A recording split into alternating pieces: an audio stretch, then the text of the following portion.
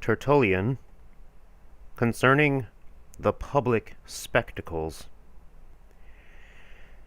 What state of faith, what argument of truth, what rule of discipline barreth, among other errors of the world, the pleasures also of the public shows? Hear, ye servants of God, who are coming very nigh unto God. Hear again, ye who have witnessed and professed that ye have already come unto him, that none may sin, either from real or pretended ignorance. For so great is the influence of pleasures, that it maketh ignorance linger, to take advantage of it, and bribeth knowledge to dissemble its self. In either case, to some, perchance, the opinions of those heathens still have a charm, who on this question have been accustomed to argue against us thus, that these great refreshments of the eyes or the ears from without are no hindrance to religion in the mind and in the conscience, and that God is not offended by such gratification of a man, as there is no sin in his enjoying at its proper time and in its proper place, saving always the fear and the honor due unto God. But this is what we are prepared especially to prove, how it is that these things do not accord with true religion, and with the true service of the true God. There are those who think that the Christians, a people ever ready for death, are trained up to this obstinacy by the renouncement of pleasures, so that they may the more easily despise life, having as it were cut its bonds asunder, and may not pine after that which they have already rendered superfluous to themselves. That so this rule may be thought to be laid down rather by man's wisdom and provision than by the law of God. It was grievous, forsooth, to them, while they yet continued in pleasures, to die for God. And yet, even were it so, to a counsel so fitting obstinacy in such a religion ought to make us obedient.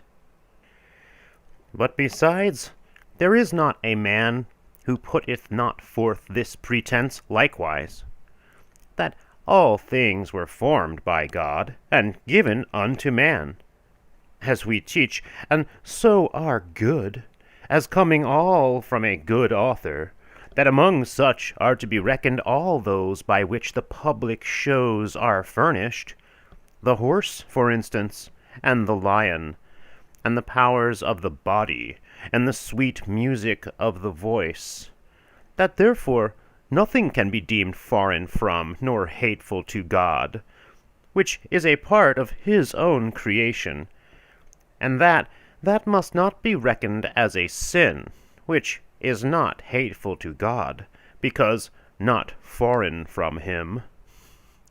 Clearly also even the buildings of these places, as the stones, the mortar, the marble, the columns, are things of God, who hath given them to be the furniture of the earth. Nay, the very performances themselves are enacted under God's own heaven. How wise a reasoner doth human ignorance seem to herself to be, especially when she feareth to lose any of these delights and enjoyments of the world. In short, you may find very many whom the risk of losing pleasure, more than that of losing life, keepeth back from this religion. For even the fool dreadeth not death, being a debt which he oweth, and even the wise man despiseth not pleasure, being a thing of so great value, because both to the fool and the wise man there is no other charm in life save pleasure. No one denieth, because no one is ignorant of that which nature of herself teacheth, that God is the maker of the whole world, and that the world is both good and placed under the dominion of man. But because they know not God thoroughly, save by the law of nature, not as being also of his household, beholding him at a distance, not nigh, they must needs be ignorant in what manner, when he made his works, he commanded that they should be used, and also what rival force from the other side acteth in corrupting the uses of the creatures of God. For thou canst not know either the will, or that which resisteth the will, of him of whom thou knowest nothing. We must therefore consider not only by whom all things were made, but from what they are turned away. For so will it be seen to what use they were, if it be seen to what they were not made. There is much difference between a corrupt and an uncorrupt state of things, because there is much difference between the maker and the corrupter. Again, evils of every sort, such as even the heathens forbid and guard against, as undoubted evils, are made up of the works of God. Wouldst have murder committed by steel, by poison, by magic spells? Steel is a creature of God, as are herbs, as are angels.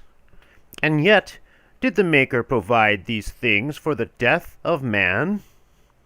On the contrary, he doeth away with every sort of man-slaying by one chief commandment, Thou shalt not kill. Then again, gold, brass, silver, ivory, wood, and whatever material is laid hold of for making idols, who hath placed these in the world, save the Maker of the world, God? But did he make these things that they might be worshipped in opposition to himself? On the contrary, idolatry is the highest offense in his sight. What is there that offendeth God, which is not of God? But when it offendeth, it hath ceased to be of God, and when it hath ceased, it offendeth. Man himself, the author of all crimes, is not only the work, but also the image of God, and yet both in body and spirit he hath fallen away from his Maker. For we receive not the eyes for lust, nor the tongue for evil speaking, nor the ears for a receptacle of evil speaking, nor the gorge for gorging, nor the belly to abet the gorge, nor the loins for excess of uncleanness, nor the hands for violence, nor the feet for a vagabond life. Nor was the Spirit, therefore, implanted in the body that it might become a mental storehouse for snares, for deceits, for iniquities, I trow not. For if God, that requireth innocency, hateth all wickedness and malice when only conceived in the thoughts, doubtless it followeth that whatsoever he hath created, he created not to end in such works as he condemneth, although these same works be done through the things which he hath created, seeing that the whole ground of the condemnation is the wrong use of the creature by the created. We therefore, who, knowing God, have seen also his adversary, who having found out the Maker, have found at the same time the corrupter likewise, ought not to wonder nor doubt in this matter, when the power of that corrupting and adverse angel in the beginning cast down from his innocency man himself, the work and the image of God, the Lord of the whole world, he changed like himself into perverseness against his Maker, the whole substance of man, made like himself for innocency, so that in that very thing which it had grieved him should be granted to man, and not to himself, he might make man guilty before God, and establish his own dominion. This our consciousness being arrayed against the opinion of the heathen, let us turn more particularly to the discussions of our own brethren. For the faith of certain persons, being either more simple or more cautious than common, demandeth authority from the Scriptures for this renouncing of the public shows, and standeth upon doubts, because abstinence of this sort is not plainly and by name commanded to the servants of God. Without question, we do not find it anywhere set out in exact terms, "Thou shalt not go to the circus, nor to the theatre. Thou shalt not wait upon the exercise or the service," in the same way in which it is plainly laid down, "Thou shalt not kill, thou shalt not worship an idol, thou shalt not commit adultery nor theft." But we find that the very first words of David relates to this kind of thing amongst others. "Blessed is the man," saith he, "who hath not gone into the counsel of the ungodly, and hath not stood in the way of sinners, nor sat in the seat of pestilences." For although he seemeth to have foretold of that just man that he had no part in the council and the sitting of the Jews, when consulting about denying the Lord, yet divine Scriptures hath always a wide bearing, even where there is, after the sense of the immediate subject, a rule of duty also supported, so that even this passage is not foreign from the purpose of forbidding the public shows. For if he then called a few only of the Jews the council of the ungodly, how much rather so great an assemblage of heathen people? Are the heathen less ungodly, less sinners, less enemies of Christ than were then the Jews? What if the rest also agreeth herewith? For at the shows men stand in the way. They call both the cardinal passages of the barriers going round the circus and the division separating the commons going down to it the ways, and the place itself for sitting down in the circle is called the seat. Wherefore, on the contrary, wretched is the man that hath gone into any council of the ungodly, and hath stood in any way of sinners, and hath sat in any seat of pestilences. Let us understand it as spoken generally, although a thing admit also of a special interpretation, for in some instances, where the terms are special, the sense is general. When God putteth the Israelites in mind of their law or duty, or to reproveth them, surely it concerneth all men. When he threateneth destruction to Egypt and Ethiopia, he forejudgeth every sinful nation, and so, ascending from special to general, Egypt and Ethiopia are every nation that sinneth, as also with respect to the origin of the public shows, he calleth every show the council of the ungodly, descending from general to special. Lest anyone should think that we are cavilling, I will turn to our chief authority, that of our very seal.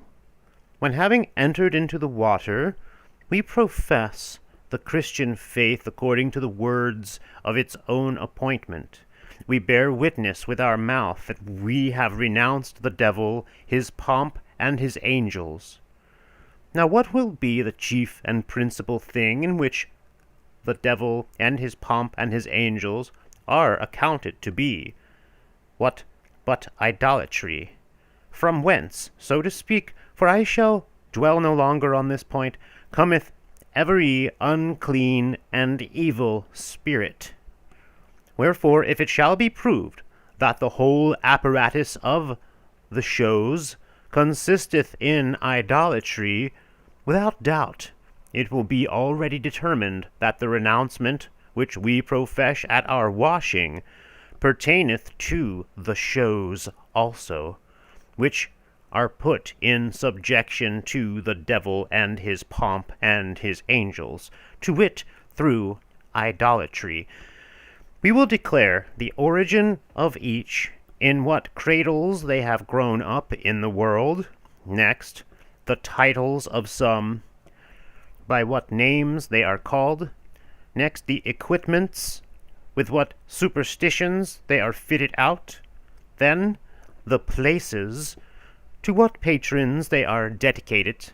The performances, to what authors they are attributed. If there be any of these things which appertain not to an idol, this will neither appertain to idolatry, nor to our abjuration. Touching the origin, as being somewhat obscure and unknown amongst the greater part of our brethren, we must carry our search higher and to no other source than the materials of heathen writings. There are many authors in our hands who have put forth notices on this matter. By these, the origin of games is thus handed down to us. Timaeus relateth that the Lydians, passing over from Asia, settled in Etruria under their leader Tyrannus, who had yielded to his brother in the contest for the kingdom. Wherefore, they established in Etruria, among other rites of their own superstition, public shows, also in the name of religion. Thence the Romans fetch and borrow their players, the season of their games, and their name, so that they were called from the Lydians ludi. And although Varro deriveth the sense of ludi from ludus, that is from sport, as also they were wont to call the Lupercal rites games, because they ran about in game. Yet he accounteth this sport of the young men as belonging to holy days and temples and solemnities. Nothing need now be said of the reason of the name, so long as the reason of the thing is idolatry. For whereas games were called in the mass liberalia, they manifestly in their name spoke of honor done to Father Liber, for they were first established in honor of Bacchus by the countrymen, in return for the benefit which they ascribed to him in discovering to them the gift of wine. Next were games called consualia, which in the beginning were in honor of Neptune, for him they call also consus.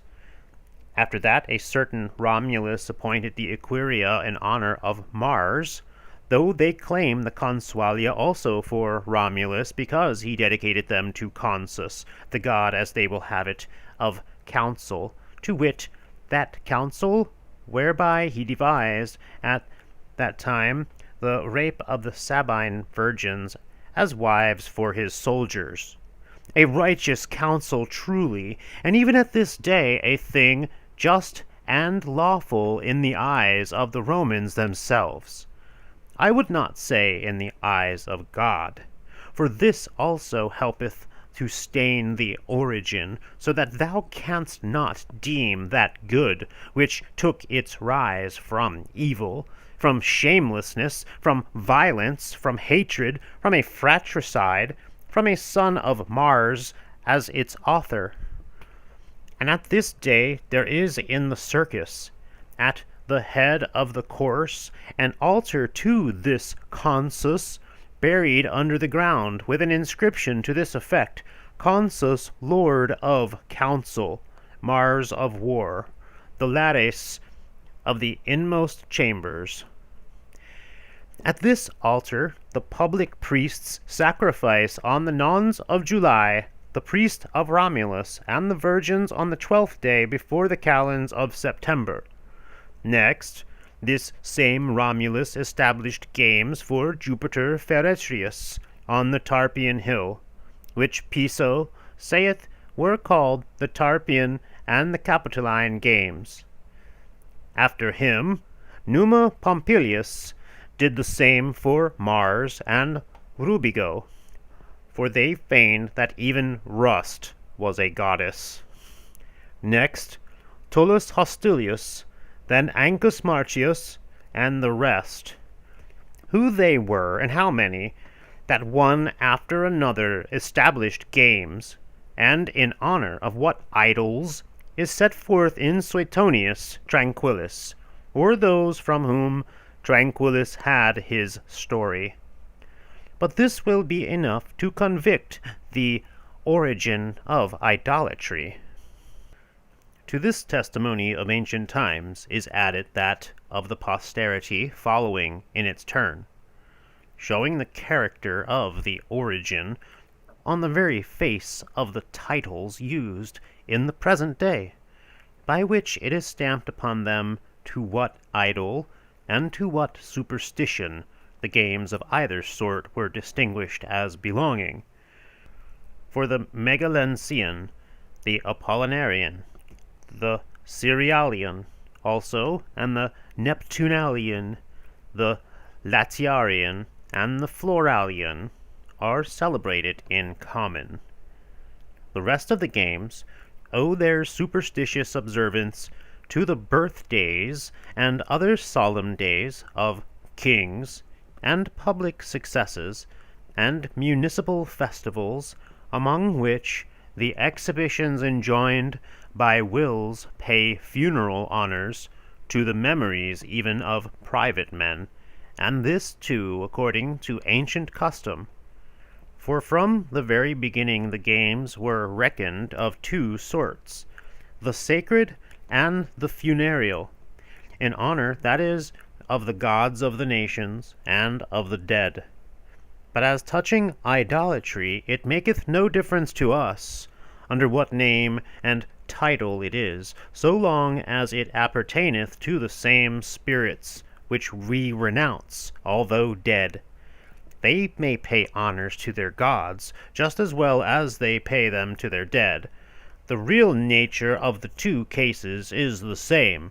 The idolatry is the same, and our renouncement of the idolatry is the same. The games of either sort have a common origin and common titles as arising from common causes. For the same reason they must needs have common equipments, derived from the general guilt of the idolatry which founded them. But to whom belongeth the somewhat more pompous outfit of the games of the circus, which the name of pomp well befitteth? The pomp which goeth before them doth in itself prove, by the long line of images, by the host of statues, by the chariots, by the sacred carriages, by the cars, by the chairs, by the crowns, by the robes, what rites besides, what sacrifices go before, come between, and follow after? How many colleges, how many priesthoods, how many offices are set in motion? The men of that city know, in which the council of the demons sitteth. If these things are performed in the provinces with inferior pains in proportion to their inferior means, yet are all the games of the circus everywhere to be accounted of according to the source whence they are derived. They are defiled by that from which they are taken. For the narrow streamlet from its own fountain, the little twig from its own tree, containeth the quality of its source. No matter for its grandeur or its cheapness, the pomp of the circus, be it what it may, offendeth God. Though there be but few images carried about in it, there is idolatry in even one. Though there be but one sacred carriage drawn, it is nevertheless the carriage of Jupiter. Every idolatrous show, however meanly or frugally furnished, is sumptuous and gorgeous in the amount of its sinfulness. To treat of places also, according to my plan, the circus is chiefly dedicated to the sun, whose temple is in the midst of the ground, and whose image riseth conspicuous above the roof of the temple, because they did not think that he, whom they have in the open air, ought to have his image consecrated under a covering. Those who derive the first of these shows from Circe affirm that it was celebrated in honor of her own father the sun. From her also they contend that the name of circus cometh. Well then, the enchantress did under the name the work of those surely whose priestess she was, to wit, the demons and the angels. How many idolatries then dost thou observe in the fashion of the place itself? Each single ornament of the circus is in itself a temple. The eggs, those assigned to the honor of Castor and Pollux, who blush not in believing that these were born of an egg from a swan, which was Jupiter. The pillars vomit forth their dolphins in honor of Neptune. They support their Cessiae, so called from the sowing of the seed, their Messiae from the harvest, their Tertullianae from the protection of the fruits. In front of these appear 3 altars to 3 gods, mighty and powerful. These they consider to be of the Samothrace. The enormous obelisk, as Hermetellus affirmeth, is publicly exposed in honor of the sun. Its inscription is a superstition from Egypt, whence also its origin. The council of the gods were dull without their great mother. She therefore presideth there over Euripus. Consus, as we have said, lieth buried beneath the earth at the Myrcian goal. Even this goal he maketh an idol, for they will have it that Myrcia is the goddess of languor, to whom they have devoted a temple in that spot. Think, O Christian, how many unclean names possess the circus. Foreign to thee is that religion which so many spirits of the devil have taken unto themselves. The subject of places we have here a place for discussing, in anticipation of a question from certain persons. For thou sayest, well, if I should go to the circus at any other time, shall I be in danger of defilement? There is no prescription against particular places, for the servant of God can approach not only these meeting places for the shows, but even the temples themselves without peril to his religion, so that the cause which calleth him thither be an honest one, and one which appertaineth not to the proper business or duties of the place. Besides, the streets, the forum, the baths, the stables, nay, our very dwellings are not altogether free from idols. Satan and his angels have filled the whole world. It is not, however, because we are in the world that we fall from God, but when we touch aught of the sinful things of the world.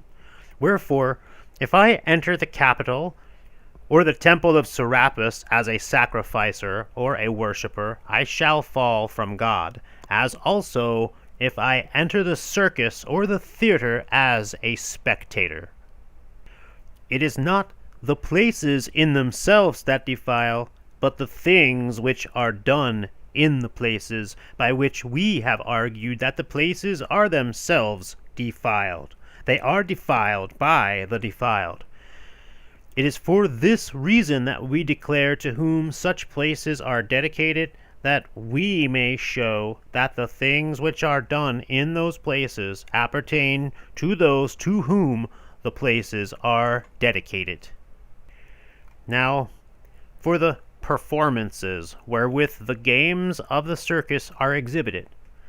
In older times, equestrian exercise was practiced simply on horseback, and certainly the common use thereof was without guilt, and when it was pressed into the games from being a gift of God, it passed over to the service of devils.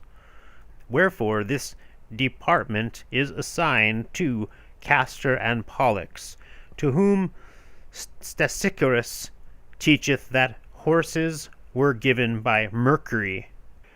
But Neptune is also a god of horses, whom the Greeks call Hippias. Chariots with 4 horses they have consecrated to the sun, those with 2 to the moon.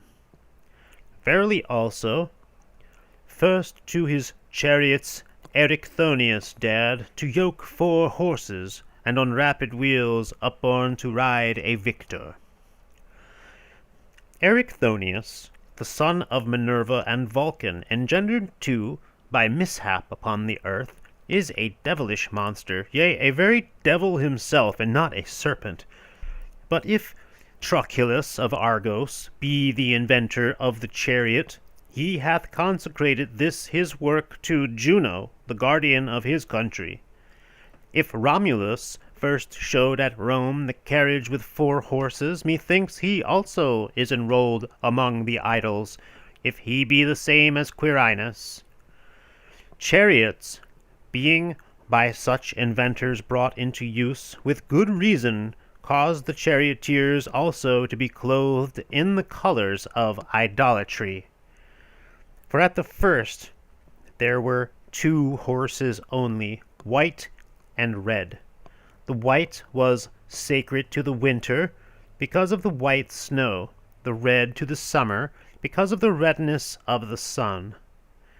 But afterwards, when luxury as well as superstition had advanced in growth, some consecrated the red to Mars, others the white to the Zephyrs, and a green one, moreover, to the Mother Earth, or to the spring, an azure one to the heaven and the sea, or to the autumn.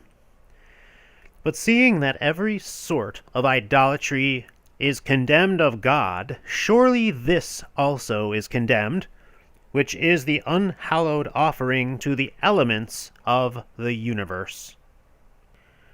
Pass we now to the stage, which we have already shown to have the same origin and like titles, according as the names and the performance of the games were from the beginning conjoined with the exercises of horsemanship.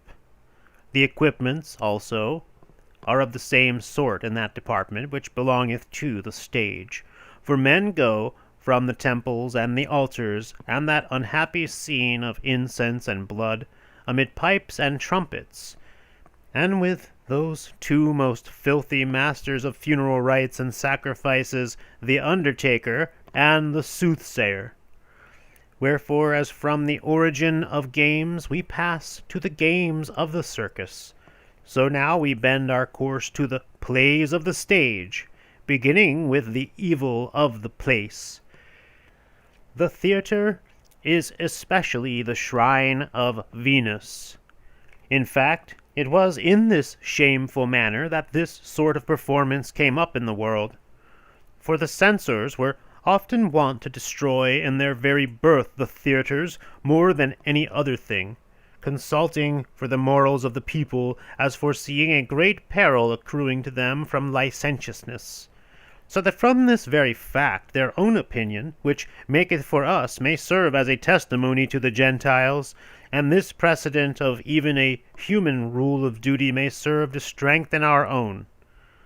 And therefore Pompey the Great, less only than his own theatre, when he had built up that stronghold of every vice, fearing that the censors might one day cast reflections on his memory, placed over it a temple of Venus, and, summoning the people by a proclamation to the dedication, called it not a theatre, but a temple of Venus, under which, said he, we have put rows of seats for the shows. Thus did he cloak this damned and damnable work under the name of a temple, and by the aid of superstition eluded the rule. But there is fellowship between Venus and Bacchus. These 2 demons of drunkenness and lust have conspired and leagued together.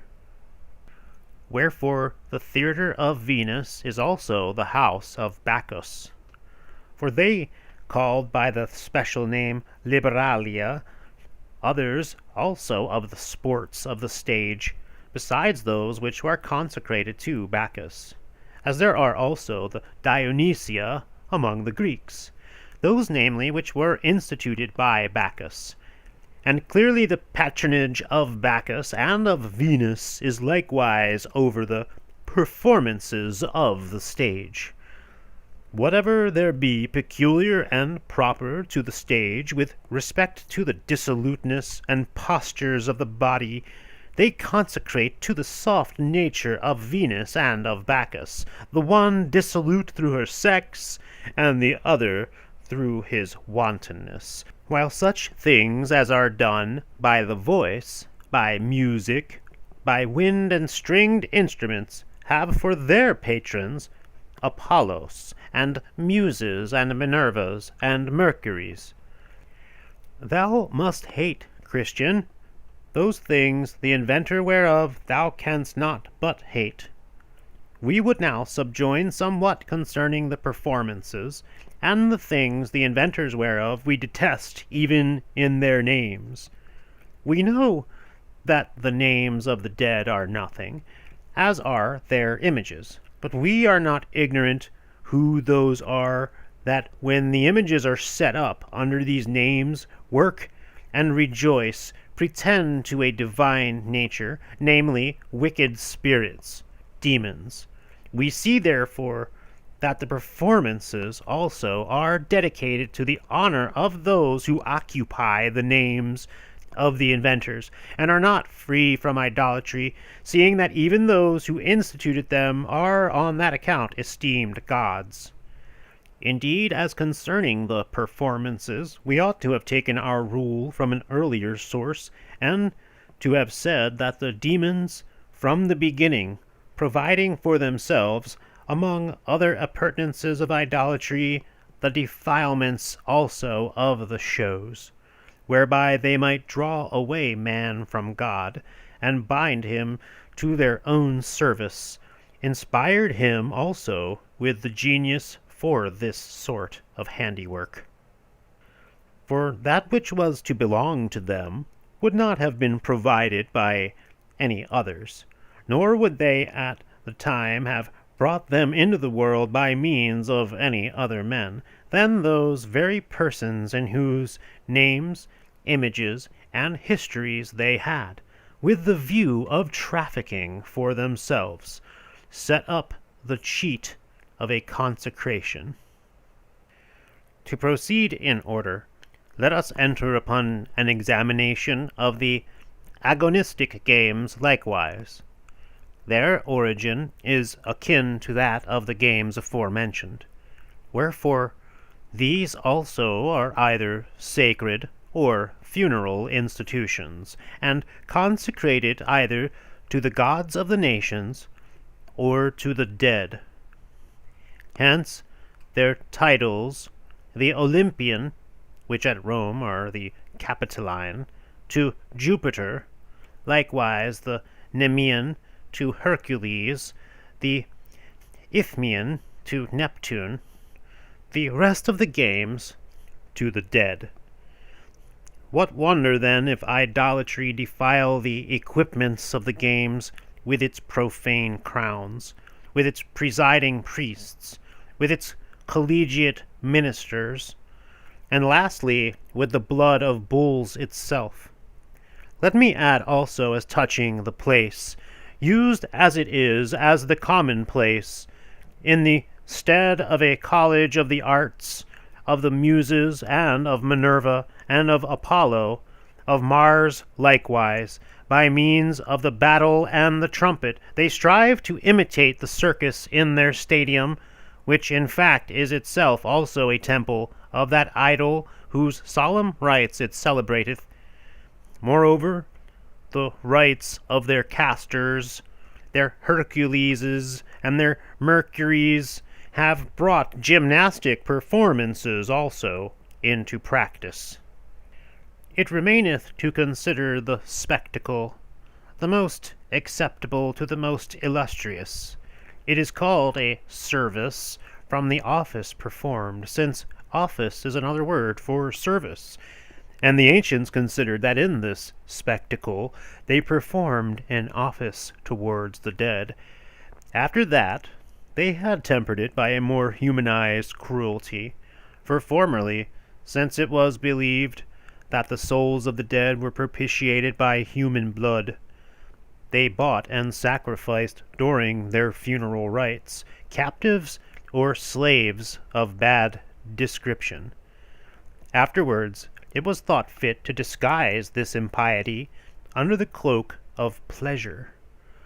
Those, therefore, whom they had prepared, trained up in such arms and in such manner as they were then able, provided only they learn how to be killed, on the appointed day of the funeral sacrifices, they consumed at the place of burial. Thus they consoled themselves for death by murders. Such is the origin of this service. But by degrees they advanced to that which was charming in proportion as it was cruel. For beasts could not be sufficiently pleased unless it were by beasts too that the bodies of men were torn in pieces. What therefore was offered to appease the dead was put forsooth to the account of funeral obsequies, which kind of thing is idolatry, since idolatry also is a kind of funeral obsequy. The one ministereth as much as the other to the dead. But in the images of the dead, if we consider the titles too, demons exist. Although this kind of public exhibition hath passed from the honors of the dead to the honors of the living, I mean to quaestorships and magistracies, and the offices of flamens and priests, yet since the dignity of the name lieth under the charge of idolatry, it must needs be that whatsoever is performed in the name of that dignity shares also the defilements of that which it taketh its rise. We will take the same view of the equipments which are to be accounted among the appendages of these very honors, since their purple robes, their bands, their fillets, their crowns, finally their speeches and edicts, and their messes the day before, are not without the pomp of the devil and the bidding of demons. Why should I speak at length of the horrid place of the show, which even false oaths cannot abide? For the amphitheatre is consecrated to deities more numerous and more barbarous than the Capitol. It is the temple of all demons. As many unclean spirits there sit together as a place containeth men. To sit finally of the performances also, we know that Mars and Diana are the presiding deities of each game. We have, methinks, sufficiently completed our course of proof in how many and in what ways the shows are guilty of idolatry in respect of their origins, titles, equipments, places, sacrifices, whereby we are well assured that they do in no wise assort with us, who have twice renounced idols. Not that an idol is anything, as saith the apostle, but that the things which they sacrifice to devils, who dwell, that is, in the consecrated images, whether of dead men, or, as they suppose, of gods. On this account, therefore, since both kinds of idols are of one class, seeing that their dead and their gods are one, we abstain from both kinds of idolatry, and abominate temples no less than monuments. We acknowledge neither altar, nor neither image, offer no sacrifice, make no oblation to the dead. Nay, we eat not of that which hath been sacrificed or offered to the dead, because we cannot eat of the supper of God and the supper of devils. If therefore we keep the throat and the belly free from defilements, how much rather do we refrain our more honorable parts, the eyes and the ears, from the pleasures dedicated to idols and to the dead, which are not carried through us by the stomach, but are digested within the very spirit and soul, the cleanness of which pertaineth more to God than doth that of the stomach. Having thus introduced the name of idolatry, the suggestion of which alone ought to be enough to make us renounce these shows, let us now treat the question superfluously in another way, for the sake of those especially who flatter themselves on the ground that such abstinence is not enjoined by name, as though sufficient declaration were not made touching the shows, when the lusts of the world are condemned. For as there is a lust of money, or of honor, or of gluttony, or of lasciviousness, or of glory, so likewise there is a lust of pleasure. But the shows are a kind of pleasure. Methinks the general name of lusts containeth in itself pleasures also. In like manner, pleasures, generally understood, embrace the special division of shows. But we have before made mention of the character of the places for the shows, that they do not of themselves defile us, but by reason of the things which are done therein, through which as soon as they have drank in defilement, they straightway cast it forth again in the other direction. To speak no more, then, as we have before said, of their chief title, idolatry, let us contrast the other qualities of the things themselves with all those of God. God hath taught us to deal with the Holy Spirit, as being, according to the goodness of his nature, tender and delicate, tranquilly and gently, and quietly and peaceably, not to disquiet him by madness, nor by wrath, nor by anger, nor by grief. How shall this possibly accord with the shows? For there is no show without disturbance of spirit. For where there is pleasure, there is also partiality, through means of which, in fact, pleasure hath its relish. Where there is partiality, there is also rivalry, through which partiality hath its relish. Moreover also, where there is rivalry, there is both madness and wrath and anger and grief, and all the rest that cometh of these, which like these assort not with the rule of religion. For even though one enjoy the shows moderately and virtuously, according to the character of his rank, or age, or even natural disposition, yet he is not of an imperturbable mind, and without some hidden passion of the spirit. No one cometh unto pleasure without affection. No one feeleth affection without its incidents.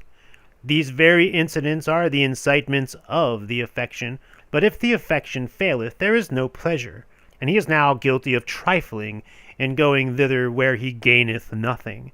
And I think that with us even trifling hath no place. What if he himself judge himself in sitting among those whom, not wishing to be like them, he without doubt confesseth that he doth abominate? It is not enough for us that we ourselves do not such thing, unless we shun the conversation of those who do such things. When thou sawest a thief, saith the Scripture, thou consenteth unto him. I would that we did not even dwell with such in the world, but yet in the things of the world we are separate from them.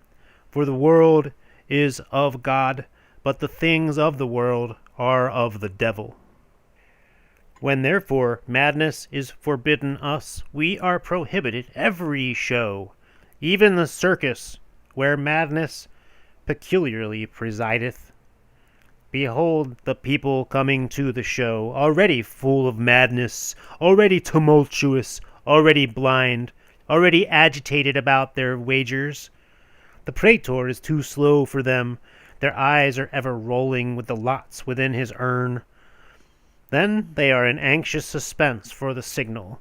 The common madness hath a common voice. I perceive their madness from their trifling. He hath thrown it, they say, and announce to each other what was seen at once by all. I possess the evidence of their blindness. They see not what is thrown. They think it a handkerchief, but it is the gullet of the devil cast down from on high. From thence, therefore, they go on to fury, passions, and dissensions, and whatever is unlawful for priests of peace. Then come cursings, revilings, without just cause of hatred, and so too approving voices, without just cause of favor. For what good can those who are therein engaged gain to themselves who are not themselves, unless perchance it be that alone, by means of which they are not themselves? By the ill fortune of another are they aggrieved, and by the good fortune of another are they rejoiced. All that they desire, all that they abominate is foreign to themselves. So that with them love is idle, and hatred unjust. Can it haply be as lawful to love without a cause, as to hate without a cause? Of a surety God, who commandeth that enemies be loved, forbiddeth to hate even without a cause. God, who teacheth that those who curse should be blessed, suffereth not to curse even with a cause. But what is more bitter than the circus, wherein they spare not even their rulers nor their own citizens? If any of those doings wherewith the circus hath gone mad be elsewhere befitting for the saints, it will be lawful in the circus also. But if nowhere, therefore not in the circus. In like manner also we are commanded to love no immodesty. By this means, therefore, we are cut off from the theatre likewise, which is the private council chamber of immodesty, wherein nothing is approved save that which elsewhere is disapproved. Wherefore its chief grace is for the most part finely framed out of filthy lewdness, such as the Atellan acteth, such as the buffoon representeth even under the character of women, banishing their distinctive modesty, so that they may blush at home more easily than at the theatre, such as finally the pantomime submitteth to in his own body from his childhood, that he may be able to be an actor. The very harlots also, the victims of the public lust, are brought forward on the stage more wretched in the presence of women, from whom alone they were wont to conceal themselves, and are bandied about by the mouths of every age and every rank, their abode, their price, their description, even in manners of which it is not good to speak, is proclaimed. I pass over the rest in silence, which indeed it were fitting should remain hid in its own darkness and dens, lest it pollute the day. Blush the senate, blush all ranks, let the very women, the destroyers of their own modesty, shudder at their doings before the light and the public, and blush this once within the year. But if all immodesty is to be abominated by us, why should it be lawful to hear those things which it is not lawful to speak?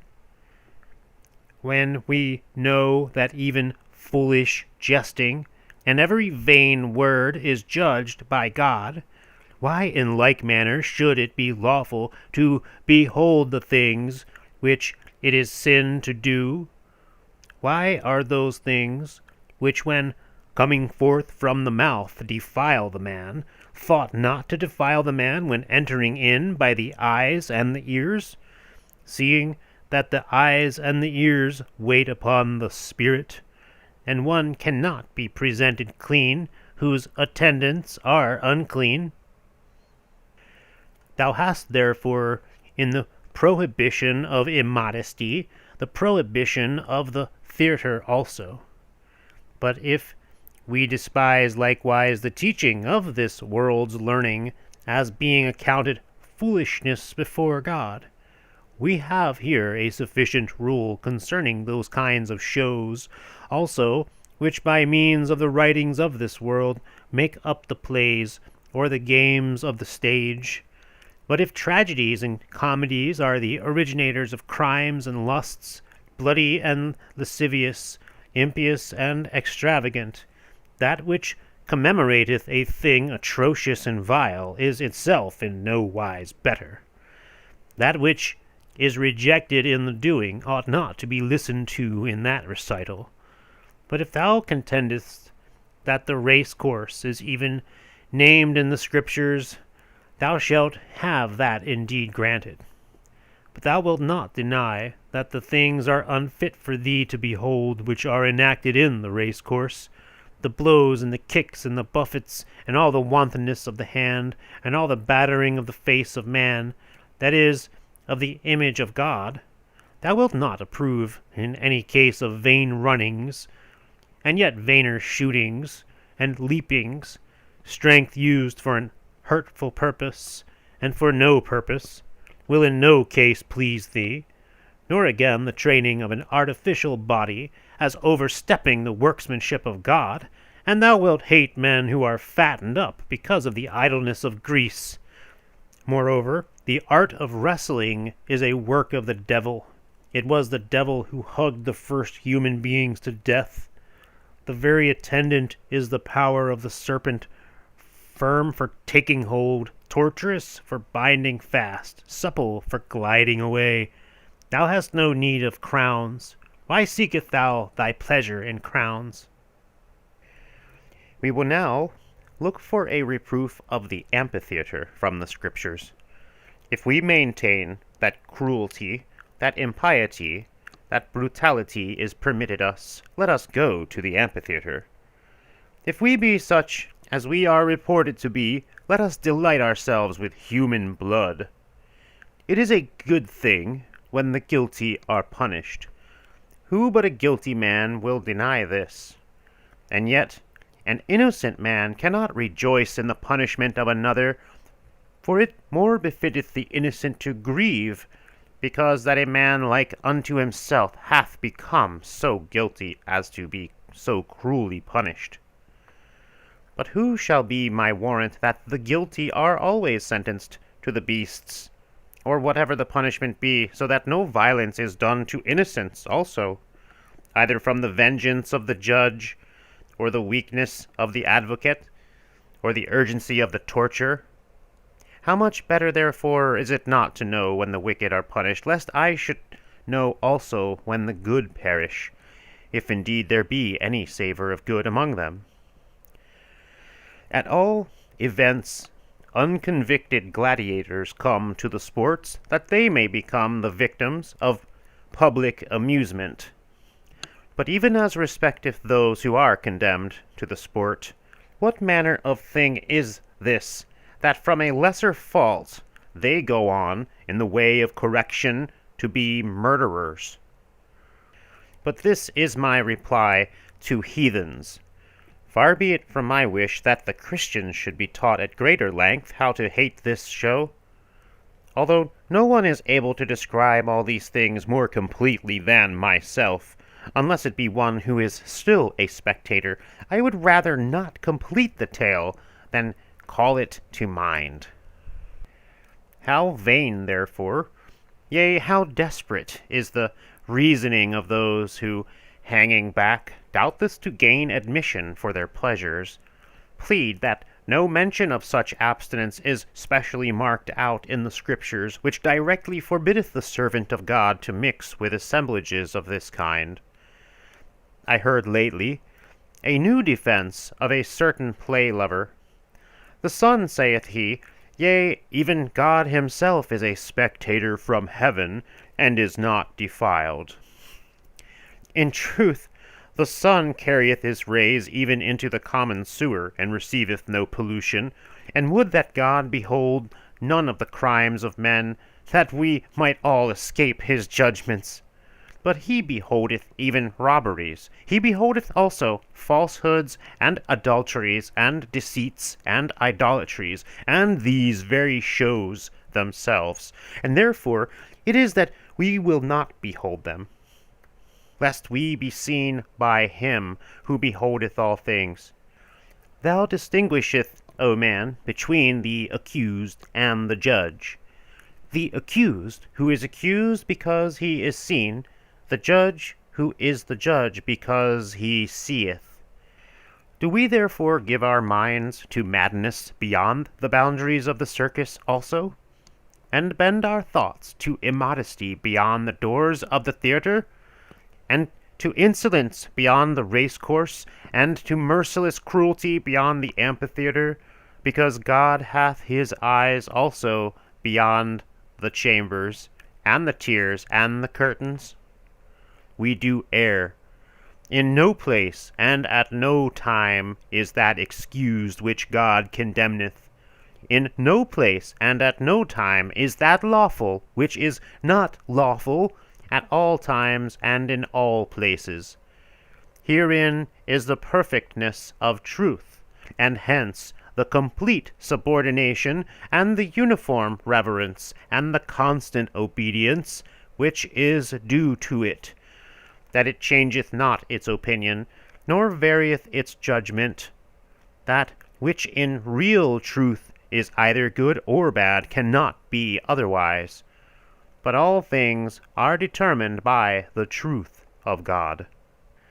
The heathens, with whom there is no perfection of truth because God is not their teacher of truth, define good and evil according to their own will and pleasure, making that in one case good which in another is bad, and that in one case bad which in another is good. Thus, therefore, it hath come to pass that the very man who would hardly lift up his cloak in public for his bodily necessity cannot in the circus disport himself in any other way than by obtruding all his shame upon the eyes of all. And he, who guardeth the ears of his virgin daughter from every lewd word, doth himself carry her to the theatre to such words and actions. And the very man who in the streets restraineth or protesteth against one that carrieth on a quarrel by blows, doth in the race-course give his voice in favour of more serious battles. And he who shuddereth at the corpse of a man that hath died in common course, doth in the amphitheatre bend down most enduring eyes upon bodies mangled and torn in pieces and begrimed with their own blood. Nay, he who cometh to the show testify his approval of the punishment of a murderer, doth himself with whips and rods urge on the gladiator to murder against his will. He, too, who demandeth the lion for each more notable murderer, demandeth for the atrocious gladiator the staff and the hat, while he sendeth for him back again who is slain, for a near view of his countenance, more pleased to examine him closely whom he wished to put to death at a distance, so much the more cruel if he wished it not. What wonder are these inconsistencies in men, who confound and interchange the nature of good and evil through the inconstancy of their feelings and the variableness of their judgment? The very patrons and managers of the shows degrade, on account of the very profession for which they honor them, the charioteers, the players, the wrestlers, and those most loving men of the arena, to whom men surrender their souls, women and even men their persons, and for the sake of whom they commit the things which they condemn, yea, they openly sentence them to disgrace and degradation, excluding them from the council chamber, from the rostra, from the senate, from the knighthood, and from all other honors, and some outward adornings. What perverseness! They love those whom they punish. They degrade those whom they approve. They honor the craft. They disgrace the craftsman. What sort of a judgment is this, that one should be blackened for the things whereby he hath his merit? Nay, what a confession it is of the evil of a thing, when the authors of it, even when they are most approved, are not without disgrace. Seeing then that the reflecting mind of man, even in spite of the opposing interest of pleasure, judgeth that such persons ought to be condemned to a sort of rack of infamy, with the forfeiture of the advantages of worldly honors, how much more doth the justice of God punish the workers of such things? Shall that charioteer please God, the disquieter of so many souls, the minister to so many evil passions, to so many humours, crowned like a priest, or coloured like a pimp whom the devil hath dressed up to be caught away in rivalry of Elias in a chariot? Shall that man please him who with a razor changeth his features, an infidel towards his own countenance, which, not content with making it approximate to Saturn and Isis and Bacchus, he so submitteth to the insults of buffets, as though he were mocking the commandment of the Lord? Even the devil, forsooth, teacheth men to give their cheek patiently to be smitten. So too he hath by means of shoes made the tragedians taller, because no man can add 1 cubit to his stature. He would make Christ a liar. But again I ask, whether the very use of masks can be pleasing to God, who forbiddeth the likeness of any thing? How much more of his own image to be made? The author of truth loveth not that which is false. Everything which is feigned is adultery in his sight. Wherefore he who condemneth all hypocrisy will not approve of one that counterfeiteth a voice, different sexes or ages, or that maketh a show of loves, passions, groanings, tears. But when he declareth in the law that he is accused who putteth on a woman's garments, how shall he judge the pantomime, who is also trained in all things pertaining to a woman? And shall that boxer forsooth escape unpunished? Those scars from the caestus, those lumps on his fists, those swellings on his ears, he received from God when he was formed. God committed those eyes to him in order that they might be put out with blows. I say nothing of him who putteth another man in the lion's way before himself, lest he be less a murderer than he who afterwards slayeth the same. In how many more ways must we go on to argue that not one of those things which come under the head of shows is pleasing to God, and that that which is not pleasing to God doth not befit the servant of God? If we have shown that all these things have been ordained for the sake of the devil, and have been furnished forth from the things of the devil, for all things whatsoever are not of God, or are displeasing to God, are of the devil, this will be that pomp of the devil, against which we make our vow in receiving the sign of faith, and of that which we abjure we ought not to be partakers, neither in deed, nor in word, nor in beholding nigh nor afar off. But do we not renounce and rescind that sign in rescinding the testimony thereof? Doth it therefore remain that we demand an answer from the heathens themselves? Let these now tell us in their turn whether it be lawful for Christians to deal with a show. But hereby do they chiefly discover that a man hath become a Christian from his renouncing the shows. He therefore clearly denieth himself to be such who taketh away the mark whereby he is known. And what hope remaineth in a man of this sort? No one goeth over to the camp of the enemies, unless he hath thrown down his own arms, unless he hath deserted the standard of his own chief and his oaths to him, unless he hath made a covenant to perish together with them. Will he at that season think upon God, seated where there is nothing that cometh of God? He will have, I suppose, peace in his mind while battling for the charioteer. He will learn modesty while gaping upon the buffoons. Nay, in all the show, no offense will more meet us than that very over-careful adorning of the men and women. the very community of feeling, their very agreement or disagreement in party spirit, doth by their intercourse fan the sparks of carnal lusts. Finally, no one in entering the show thinketh anything more than to be seen and to see. But while the tragedian is ranting, will he be considering the crying aloud of some prophet? And amidst the music of the effeminate player, will he be meditating a psalm within himself? And when the wrestlers shall be acting, will he be ready to say that a man must not strike again? Will he moreover be able to be moved with pity, whose eyes are fastened on the bites of bears, and the sponges of them that fight with nets? God avert from his people so great a desire after murderous pleasure. For what manner of thing is it to go from the church of God into the church of the devil? From the sky, as they say, to the sty.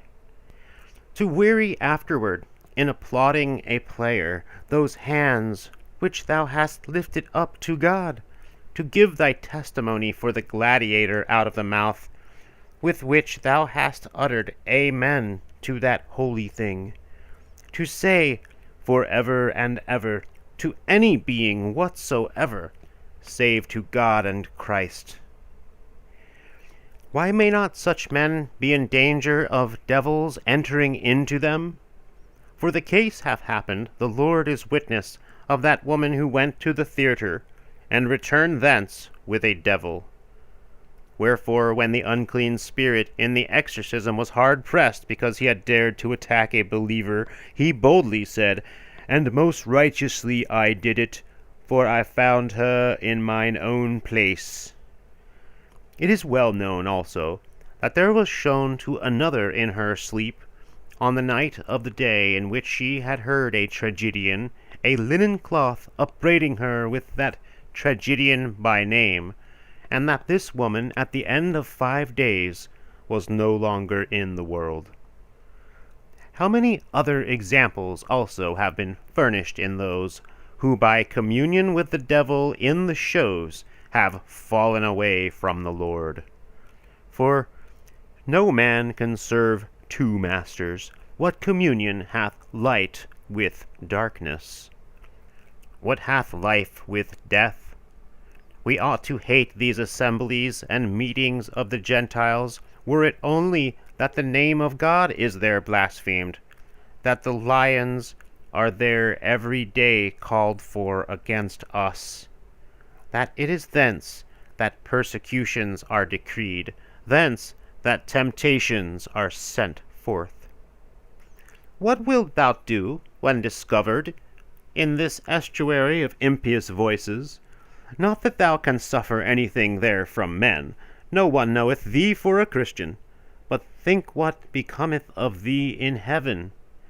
Doubtest thou that in this crisis in which the devil is raging against all the church, all the angels are looking down from heaven and marking every man whosoever hath spoken blasphemy, whosoever hath listened to it, whosoever hath ministered with his tongue or with his ears to the devil against God?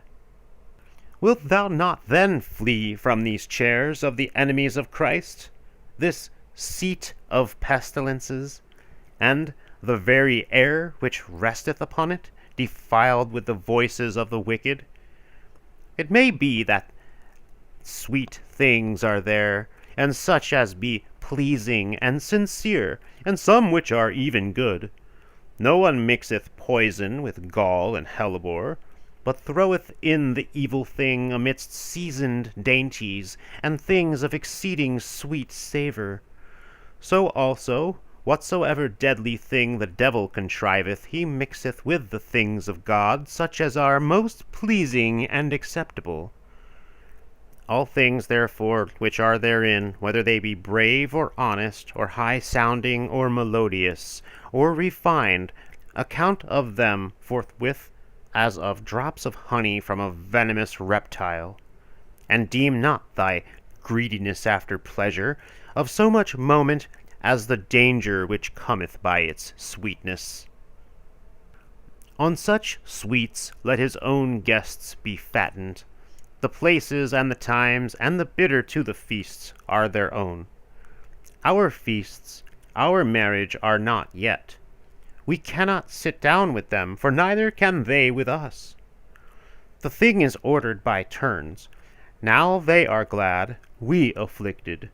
The world, he saith, shall rejoice, ye shall be sorrowful. Let us mourn therefore, whilst the heathen rejoice, that we may rejoice when they shall begin to mourn, lest if we now rejoice together with them, we may then mourn together with them likewise. Thou art too nice, O Christian, if thou desirest pleasure in this world also. Nay, thou art exceeding foolish, if thou thinkest this pleasure. Certain philosophers have given this name to peace and quietness. Herein is their joy, herein their avocation, herein also their boast. Dost thou breathe me a sigh for goals and theatres, and dust and sand? Pray thee tell me, cannot we live without pleasure, who are to die with pleasure? For what else is our desire, but that which is the apostles' also, to depart from the world, and to be received with the Lord? Here is our pleasure, where is also our desire. But now suppose that thou art to pass this life in delights. Why art thou so ungrateful as to not be content with, and not to acknowledge the pleasures, so many and such as they are, which God bestoweth upon thee? For what can be more delightful than reconciliation with God the Father and our Lord? Than the revelation of the truth? Than the discovery of errors? Than the forgiveness of so many past sins? What greater pleasure than a disgust for pleasure itself? Than a contempt for the whole world? Than true liberty? Than a pure conscience? Than a sufficiency of life? Than the absence of all fear of death? To beat down, as thou dost, under thy feet the gods of the nations, to cast out devils, to do cures, to seek for revelations, to live unto God. These are the pleasures, these the shows of the Christians, holy, everlasting, free. In these view thy games of the circus, behold the courses of the world, the seasons gliding by. Count the spaces of time, look to the goal of the consummation of all things, defend the companies of the churches, bestir thyself at the signal of God, rise up at the trumpet of the angel, glory in the palms of the martyrs.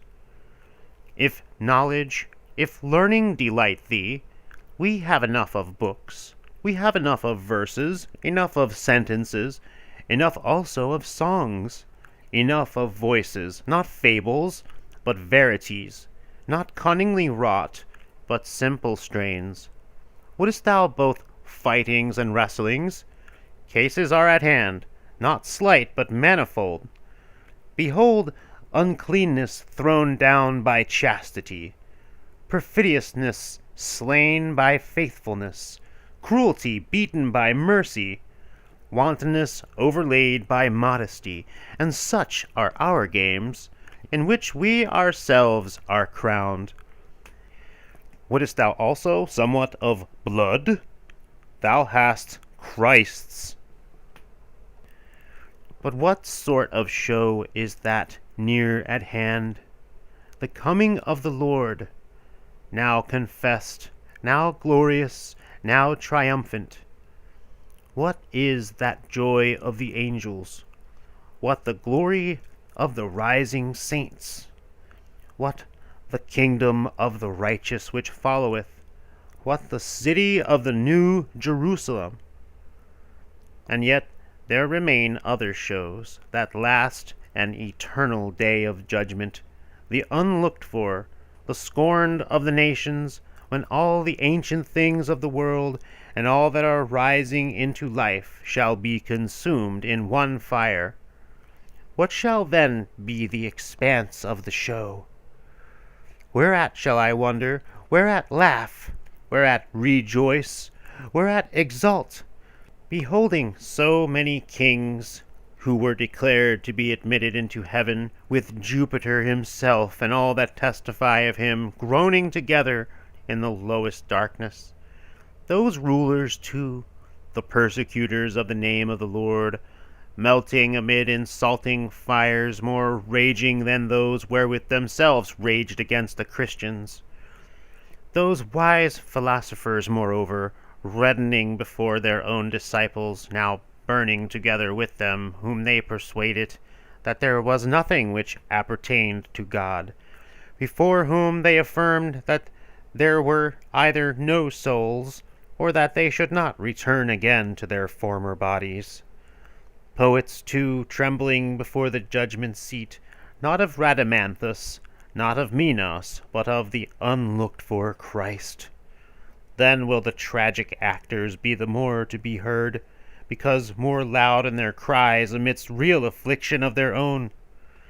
Then the players to be recognized, more dissolute by far when dissolved by fire. Then the charioteer to be gazed on, all red, upon his fiery wheel. Then the wrestlers to be viewed tossing about, not in the theatre, but in the fire, unless perchance I may even then not desire to see them, as wishing rather to fix my gaze, never to be satisfied, on those who have furiously raged against the Lord. This, I shall say, is he, the son of the carpenter, or the harlot, the destroyer of the Sabbath, the Samaritan, and who had a devil. This is he whom ye bought of Judas. This is he who was smitten with a reed and with bufferings, dishonored with spittings, drugged with gall and vinegar. This is he whom the disciples stole secretly away, that it might be said that he had risen again, or whom the gardener removed, lest his lettuces should be injured by the crowds of visitors. Such shows as these, such triumphs as these, what praetor, or consul, or quaestor, or priest shall of his own bounty bestow upon thee? And yet we have them even now in some sort present to us, through faith in the imagination of the Spirit. But what are those things which eye hath not seen, nor ear heard, neither hath entered into the heart of man? Greater joys, methinks, than the circus, and both the theatres, and any race-course.